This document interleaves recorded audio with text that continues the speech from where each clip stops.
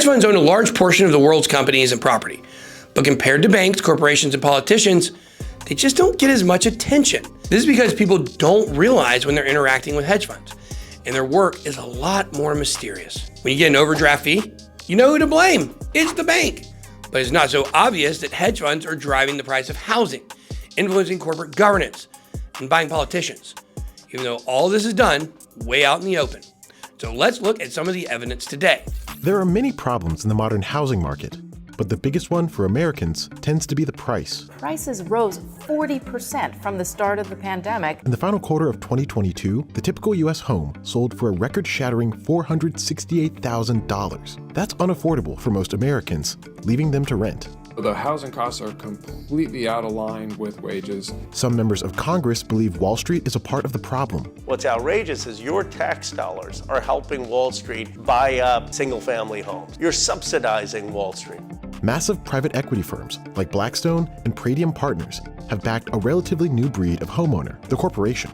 This growing industry buys or builds single-family homes and then rents them out. We hear from community organizers that are door knocking in certain neighborhoods and are just surprised by how many of the homes on a particular block will be owned by a corporate landlord. Industry advocates say corporate landlords play a critical role in addressing the nationwide housing crisis. What we have in housing in the United States is a chronic shortage since the financial crisis.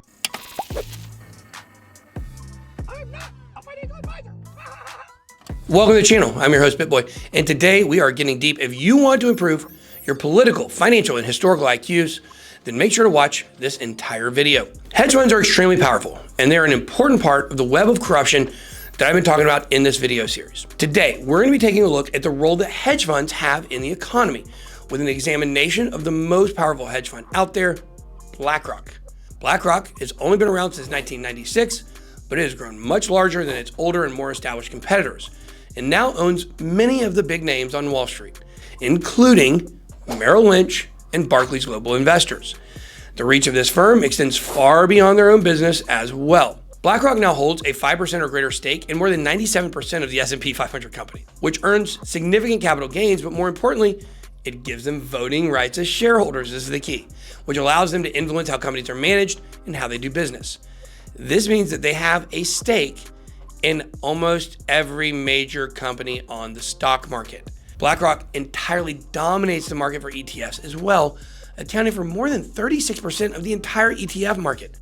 Coming far behind in second place is Vanguard with about 20% of the market cornered.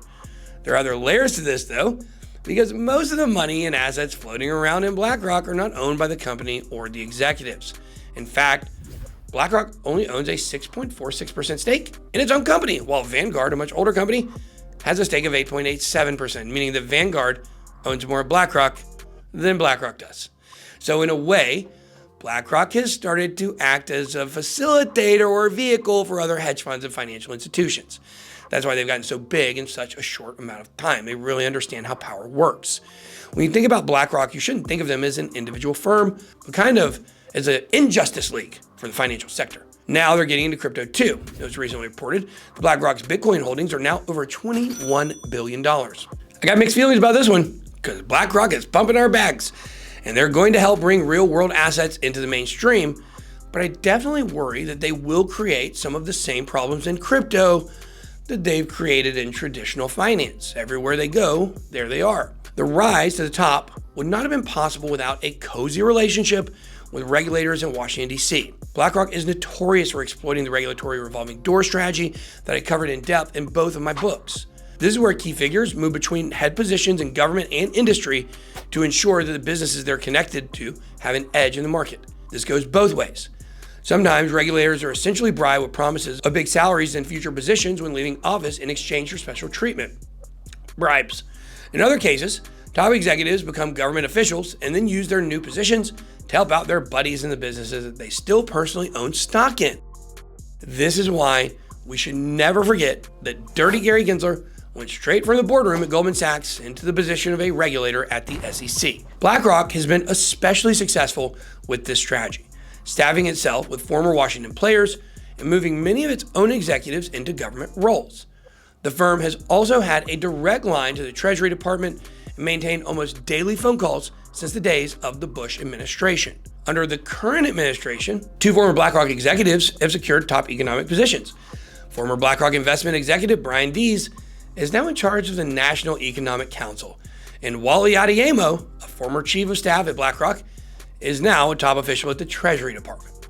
Then you've got Michael Palau, someone who started out working for the Treasury Department before leaving Washington to become a chief investment strategist at BlackRock, then eventually returning to Washington to take his current job as chief economic advisor to the vice president. Trying to keep up with all this shifting around is enough to make you dizzy. I'm glad I'm sitting down. For a moment there in 2016, though, it even looked like BlackRock's CEO Larry Fink would be in charge of the Treasury. That didn't work out for Larry because of how the election ended up going, but that didn't really matter because someone from BlackRock managed to find their way into the Treasury anyways. This constant presence in Washington may have something to do with the close relationship that BlackRock has developed with the Federal Reserve. BlackRock was actually one of the biggest beneficiaries of the Fed's money printing. In order to prop up the stock market during the economic challenges faced in 2020 and 2021, the Fed purchased billions of dollars worth of corporate bonds and ETFs. And there's one firm that got a majority of that business, you guessed it, BlackRock. Check out this video where Professor Werner digs deep on what's really going on. It's probably more than 70% of all lending, actually way more than that, is bank credit creation, so money creation for financial transactions, for asset transactions, for purchasing ownership rights. Now then you have a problem. Why? Because you're creating new money, but you're not creating new goods and services. You're simply... They're constant, aren't they? You're giving somebody new purchasing power over existing assets, and therefore you must push up asset prices. So this, you can draw a chart where you show, asset prices, land prices, property prices in the UK, and they will match very closely as I've shown in Japan and other countries. And that also creates the inequality. When the banking sector has focused too much on unproductive lending, and the UK is dominant. In the midst of all this money printing chaos over the past few years, asset prices were on the rise because investors were afraid of inflation and looking for a better store of value. Housing prices have gone through the roof as well, and although BlackRock isn't the only party to blame, they made the problem much worse. BlackRock began moving into real estate in a big way, now owning over $60 billion in property assets. The firm has been criticized for driving up the price of housing and leaving many families priced out of the American dream. The controversy got so bad that BlackRock was forced to respond to the accusations. They claimed that they are not buying single-family homes directly, but they do own single-family homes through lending other people money to buy them. And if those people are unable to pay back their loans, BlackRock will own their house. The firm also did not specify how many of their loans were made to families and how many were made to other financial firms. But this explanation was enough for the media, which has now reversed course on the story suggesting that the initial accusations were overblown. The media, they're connected too, and the media is known to cover for the establishment on a regular basis. Even if BlackRock is telling the truth, and they aren't buying up single-family homes, they are buying up a large portion of the world's infrastructure.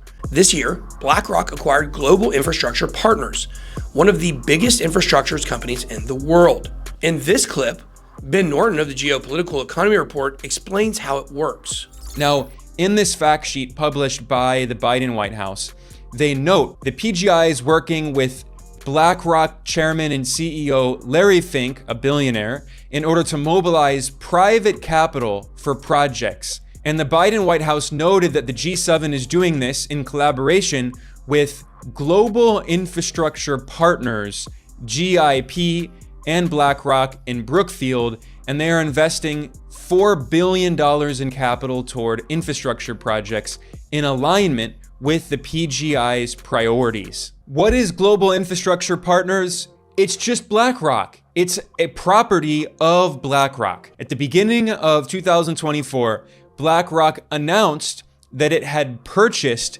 GIP, Global Infrastructure Partners, which it noted is creating a world-leading infrastructure private markets investment platform. It noted that infrastructure is forecast to be one of the fastest growing segments of private markets in the years ahead, and it noted that there's going to be a huge spree of spending on digital infrastructure like broadband, cell towers, and data centers, on logistical hubs like airports, railroads, and shipping ports, as supply chains are rewired.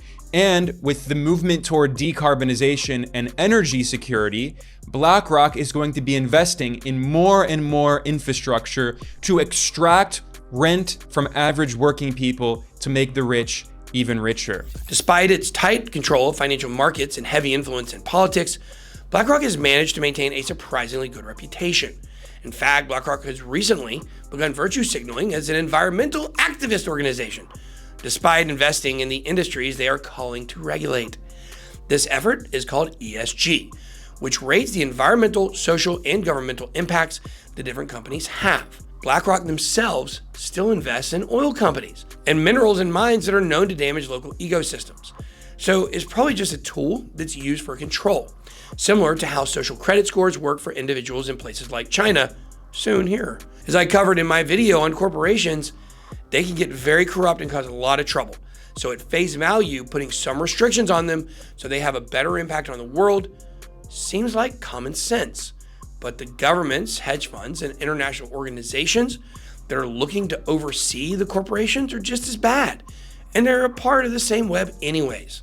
So their motives cannot be trusted. After the May flash crash of 2021, ARK investment founder Cathie Wood suggested that BlackRock used concerns about ESG to pressure Tesla into reversing their position on Bitcoin. Meanwhile, the company was reported to own over $400 million in Bitcoin mining stocks. Not just Bitcoin, but Bitcoin mining specifically. When these firms are saying one thing in public and doing the exact opposite behind the scenes, you can be sure that they're using the media and retail investors as pawns to fill their own bags. That's all I got. Be blessed. BitBoy out.